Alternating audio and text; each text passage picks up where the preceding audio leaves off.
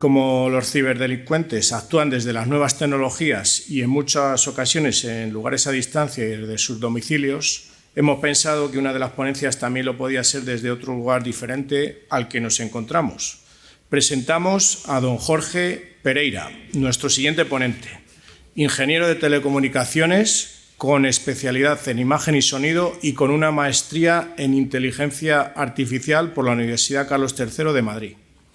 En el ámbito laboral cuenta con experiencia como científico de datos en Telefónica Tech, como investigador, previamente en la Universidad Carlos III y actualmente en la Universidad de Valladolid, donde se encuentra cursando el doctorado en inteligencia artificial aplicada a la ciberseguridad, y como docente en diversas instituciones, como el Instituto Europeo de Posgrado y la Universidad Internacional de La Rioja. No podía faltar en una jornada como esta que una de las ponencias no fuera otra que la inteligencia artificial aplicada a la ciberseguridad. Adelante, Jorge. Bueno, lo primero, muchas gracias a la Universidad de Valladolid y a la Guardia Civil por esta oportunidad de dar la charla en estas jornadas contra prevención de ciberdelitos. Y bueno, primero voy a introducir un poco de qué vamos a hablar en esta charla, ¿no? Son dos de los conceptos más de moda hoy en día, dos de los conceptos favoritos, digamos, del marketing, como son la inteligencia artificial y la ciberseguridad, que es obviamente el tema principal de estas jornadas. Como decía, bueno, vamos a tratar dos temas, la inteligencia artificial y la ciberseguridad, que son además, o sea, no solo es que sean dos tecnologías, dos ámbitos, dos mundos de lo más innovador y que más en boca de todos está, sino que además son dos mundos que tienen mucha sinergia, ¿vale? No es casualidad que pues, mi doctorado sea de inteligencia artificial enfocado a ciberseguridad. Y aunque ya os han comentado varios puntos de ciberseguridad, ya escuchaba algún término en la charla de Luis en la anterior que hablaba de alguna cosa como ingeniería social, voy a explicarlo un poco y poner algún ejemplo sencillo para que se entienda la importancia o qué puede pasar relativo a la ciberseguridad, a fallos en la ciberseguridad. Lo primero, bueno, es que vivimos, por suerte o por desgracia, en la era de la información, en la era digital.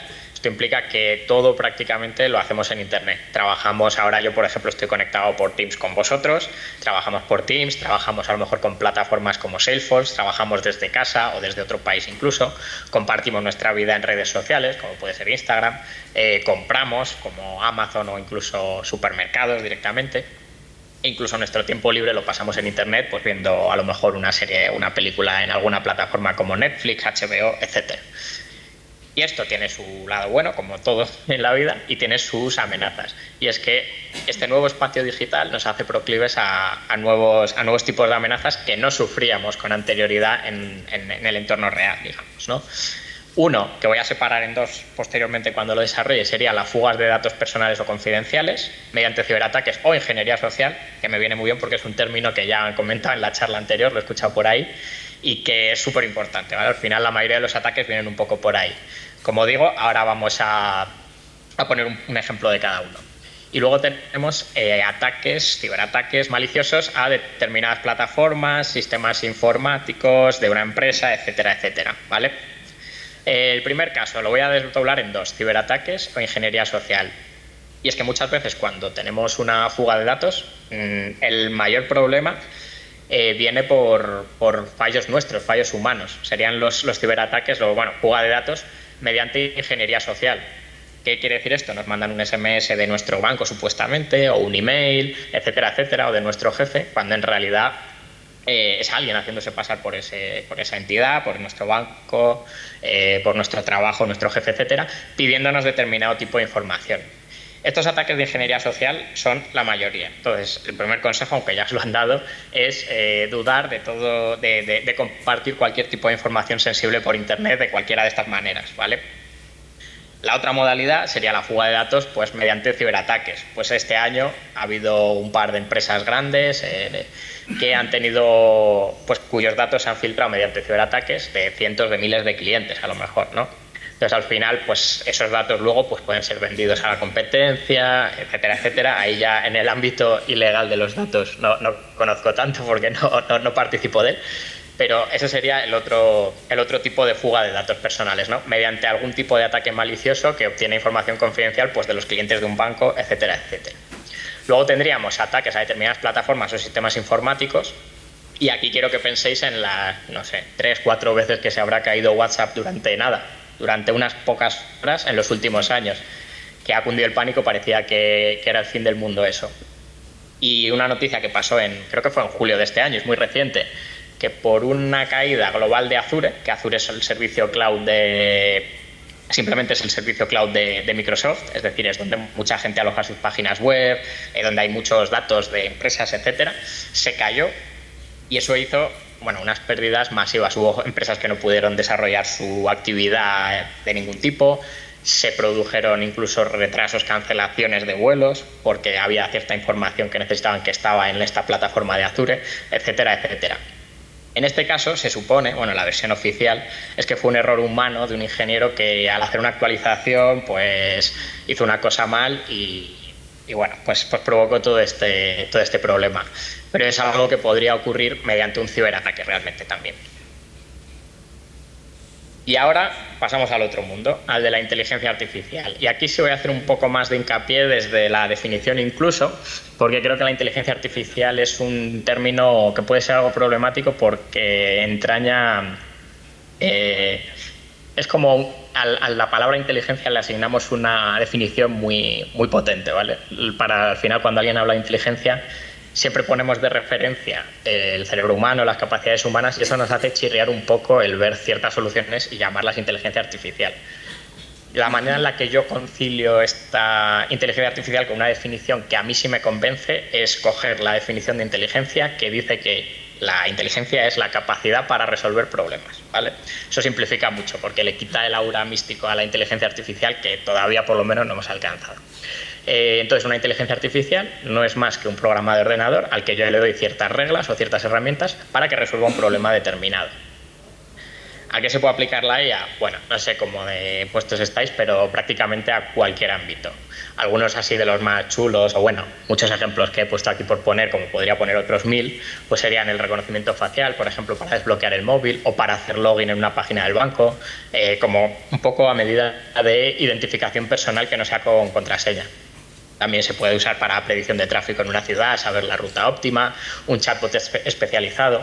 Aquí en Telefónica nos piden muchos clientes pues de industrias así que tienen softwares o maquinaria un poco rara, con manuales muy técnicos, muy densos y muy extensos, pues nos piden que les hagamos un chatbot a modo, pues por ejemplo, ChatGPT o similares, que lo que hace es responder dudas con respecto a ese manual, para que te simplifique mucho la labor, te responde preguntas y te dice dónde encontrar esa información, lo cual pues te simplifica mucho el día a día.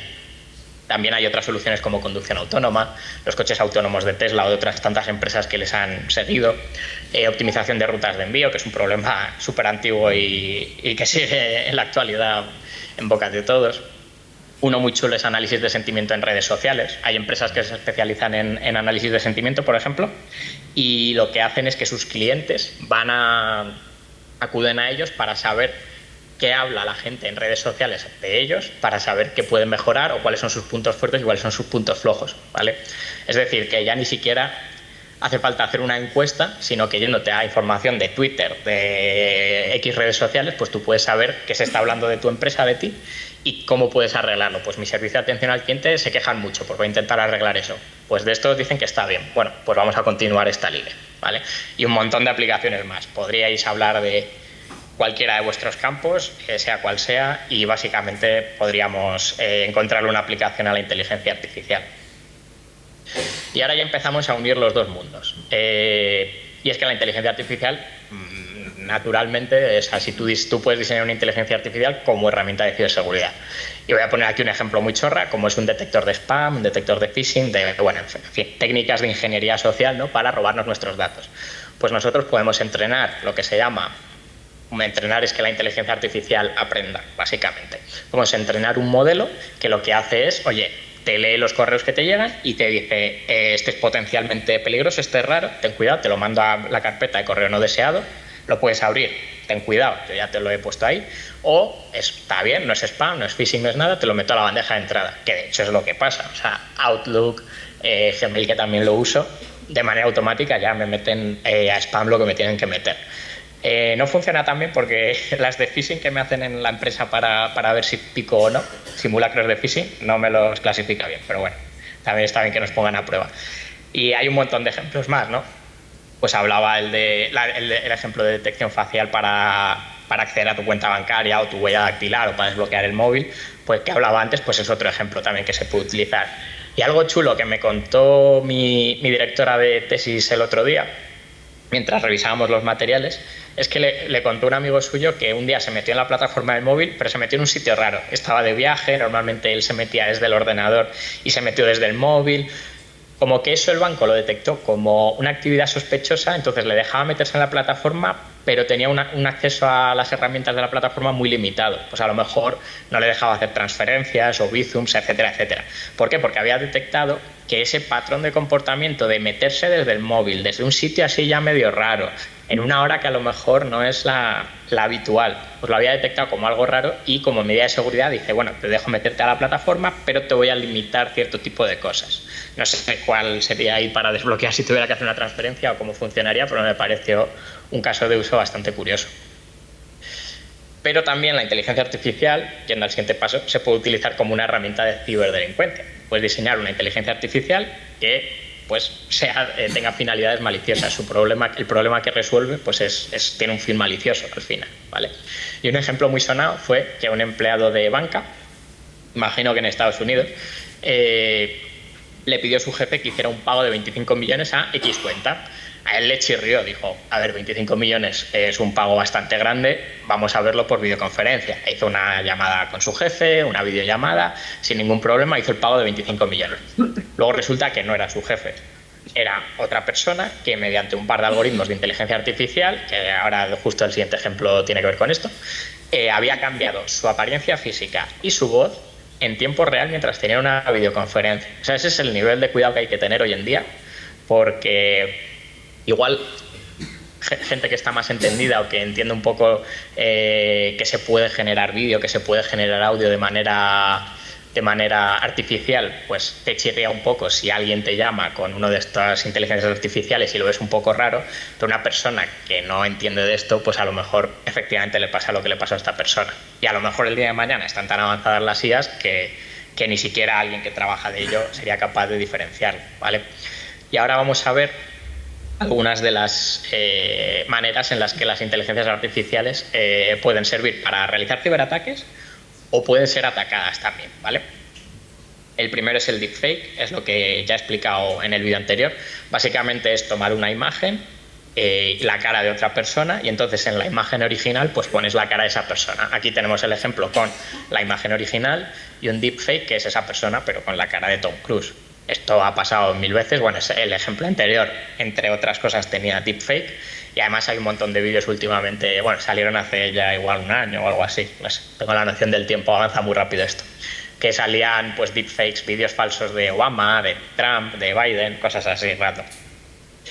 Y este ejemplo, bueno, en el caso que veíamos anterior de la estafa al empleado de banca, también se utilizó un software de clonación de voz, que no lo he puesto aquí, pero lo comento también porque es interesante. Otro muy chulo, esto me lo contó un compañero de trabajo el otro día, que me vio ahí preparando un poco las diapositivas, es el Face Morphing Attack. Y es básicamente, mediante dos imágenes, vamos a coger la de la persona 1 y la de la persona 2, pues lo que vamos a hacer es realizar, no sé las técnicas exactas, pero acaban generando esta imagen, que es una mezcla de la persona 1 y la persona 2, de la imagen 1 y la imagen 2, pero además tiene la particularidad de que un algoritmo de inteligencia artificial detectaría esta imagen generada, esta imagen que nos hemos inventado, tanto como la persona 1 como la persona 2. Es decir, que si quiere desbloquear el móvil, digamos, y ha sido entrenado el móvil para que se desbloquee con esta cara, se desbloquearía tanto con la persona 1 como con la persona 2, por ejemplo, ¿vale? Esto es muy nicho, pero me parece muy interesante el uso que tiene esto, y es que supongamos que la persona 2 es una persona normal, no tiene ningún tipo de problema, nada, y la persona 1 pues tiene alguna causa judicial, está buscado por la justicia, etcétera, y no puede huir del país. Lo que podría hacer es la persona 2, que ya digo que es una persona normal y corriente, sin antecedentes, puede viajar, ningún problema, se podría hacer el pasaporte con la imagen generada, ¿vale? Es decir, con esta imagen que luego en el aeropuerto, que hay muchos aeropuertos como Barajas, París, bueno, en un montón de sitios y cada vez lo harán más, detección automática del pasaporte, ¿no? Te mira así con la cámara, mira tu pasaporte y ve que efectivamente seas tú. Pues entonces, esta persona sería un pasaporte que podría usar la persona 1, porque al pasar el control de pasaporte, efectivamente, el pasaporte detectaría el control automático de pasaportes, la inteligencia artificial que mira nuestra cara y ve si se corresponde con la foto, detectaría que esta imagen generada que nos hemos inventado corresponde efectivamente a la persona 1, ¿vale? Y otro ejemplo muy chulo, y este ya es un origen de mi tesis, este ya está ahí se mete de lleno en el tema de mi tesis que explicaré en la última diapositiva, son los ataques adversarios. Y es que las inteligencias artificiales pues, pueden tener ciertos fallos en la manera en la que funcionan. Y los ataques adversarios buscan explotar estos pequeños incoherencias en su funcionamiento para hacer que cambie por completo la manera en la que actúan, ¿vale? Esto lo que se llama es, se coge un dato, se envenena, se le dice, cuando se le añade al dato un ataque, un ruido, se dice que se ha envenenado, y lo que hace es que el output de la inteligencia artificial sea totalmente diferente a lo que se quería, ¿vale? Y un ejemplo chulo y peligroso a la vez, porque se entiende muy bien por la importancia de este tipo de ataques, es el de imaginaos, ¿no?, una inteligencia artificial que forma parte del autopilot de Tesla, ¿no?, de algún tipo de software de coches de conducción autónoma.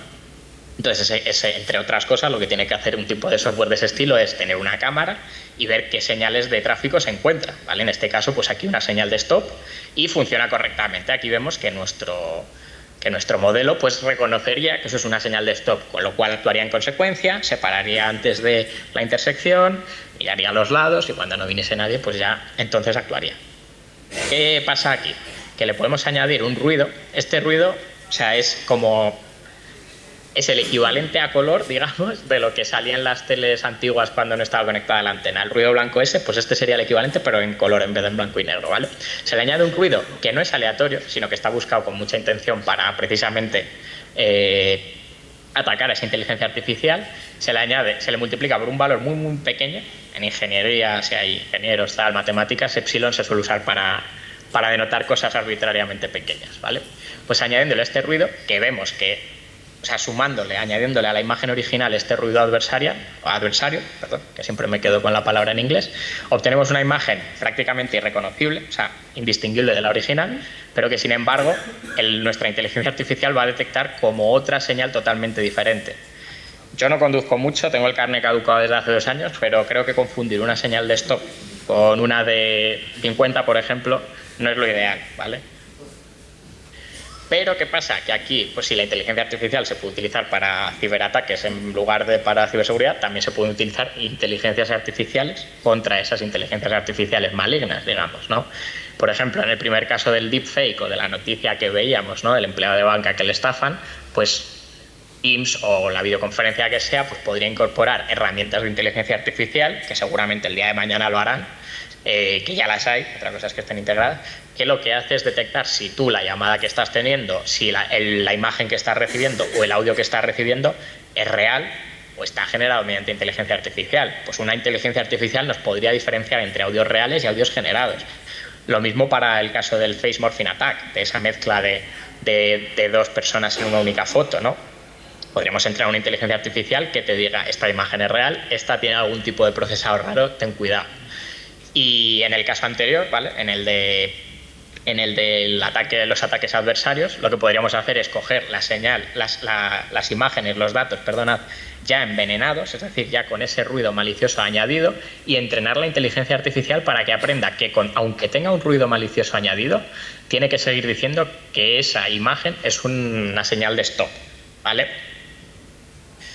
Y ahora, yéndonos más a nuestro grupo de investigación y a lo que lleva haciendo el grupo desde hace 6 años ya, al grupo de aquí de la Universidad de Valladolid de Servicios y Redes de Comunicación, pues tendríamos la detección automática de ataques en redes, ¿vale? De redes quiere decir tu móvil que está conectado a Internet, los ordenadores que pertenecen a la Universidad de Valladolid o a una empresa dada, ¿vale? Me da igual, al final Internet hace que todo sea prácticamente una gran red. Lo que pasa es que, bueno, luego hay diferentes subredes, digamos, ¿no? Pues varios proyectos de investigación de nuestro equipo, que llevan desde 2018, se centran en eso, en analizar el tráfico en una red determinada. ¿Qué quiere decir analizar el tráfico? Bueno, pues coger ciertas características, ciertos features que viene aquí en la imagen del tráfico, ¿vale? ¿Qué es una feature? ¿Qué es una característica? Pues la IP de origen, la IP de destino, cuántos bits se están enviando, cuántos bits se reciben, cuánto tiempo pasa entre los paquetes, etcétera, etcétera, ¿vale? Cualquier tipo de información útil acerca del tráfico. Y mediante un histórico quiere decir un montón de datos etiquetados de pues tráfico, este tráfico es normal, este tráfico es un ataque satán, este tráfico es un IP sweep, etcétera, etcétera, pues diferentes tipos de ataques. Nuestro modelo de Machine Learning, que pone aquí ML, que por cierto ML, aprendizaje automático en español, Machine Learning en inglés, es una rama dentro de la inteligencia artificial. Lo que pasa es que ahora se usa mucho el término inteligencia artificial porque está más de moda. El 95% de las veces aprox que escuchéis inteligencia artificial va a estar hablando de Machine Learning, ¿vale? Pues lo que hacemos es pasarle ese histórico, esos datos pasados de todo el tráfico que teníamos, pues este es malicioso, este no, este mandaba tantos bits es malicioso, este duraba tanto tiempo y no era malicioso, y este modelo de inteligencia artificial va a ser capaz de clasificarnos en tráfico normal y en ataques. Y incluso dentro de ataques nos puede decir el tipo de ataque que se está llevando a cabo, ¿vale? Mediante las diferentes técnicas. Digamos que un modelo de aprendizaje automático de Machine Learning aprende patrones en los datos, en datos históricos que tú le pasas, busca esos patrones, dice, vale, si dura mucho, es de esta IP, tal, no sé qué, pues seguramente sea un ataque. Si tiene estos bits no sé, y un tiempo entre paquetes en tal rango, lo normal es que sea normal, ¿vale? Y extrapola esos datos a nueva información, es decir, a nuevo tipo de tráfico, y así podemos tener una inteligencia artificial que, analizando el tipo de tráfico en una red en un momento dado, lo que va a hacer es detectar si es potencialmente peligroso o no, y ya luego ahí actuamos en consecuencia. Y por último, y yendo ya un poco más al tema de mi tesis, está la detección y combate de ciberataques a redes, pero de ataques adversarios, lo que veíamos anteriormente con la señal de stop, ¿no? Que cambiando un poco las características de esas imágenes, pues hacíamos que algunos modelos detectasen esa imagen como errónea. Que por cierto, una curiosidad que quería contar en esa diapositiva y no me he acordado, es que no sé si habéis visto ahora que venden sudaderas, camisetas y cosas raras con patrones así de colores, cuadrados raros, así como con formas un poco raras, que se supone, dicen, yo no sé si funcionan, son para que no te pueda reconocer la cara una cámara, ¿no? Ahora con esto de... No me meto en teorías conspiranoicas, pero hay más cámaras, nos controlan, saben dónde estamos con las cámaras, pues ahora hay gente que vende ropa que es para que no nos reconozcan esa cara, y está basado también un poco en eso, ¿no? De meter patrones ahí raros que la cámara detectara y hará que no pueda detectar nuestra cara correctamente o no sepa quiénes somos, pero bueno, no sé si funciona. Y yendo ya a mi tesis, como decía, pues sería detectar este tipo de ataques adversarios. La inteligencia artificial crece muy rápido y es una solución para casi todo, pero también puede ser maliciosa y también aumenta el ritmo al que surgen los diferentes tipos de ataques que podemos sufrir, ¿vale? Entonces, este tipo de ataques adversarios o las características de nuevos tipos de ataques pues pueden ser totalmente diferentes a lo que hemos visto históricamente, es decir, un enfoque como el de la anterior diapositiva no nos valdría porque los patrones del pasado no los podríamos extrapolar siempre al futuro, ¿vale?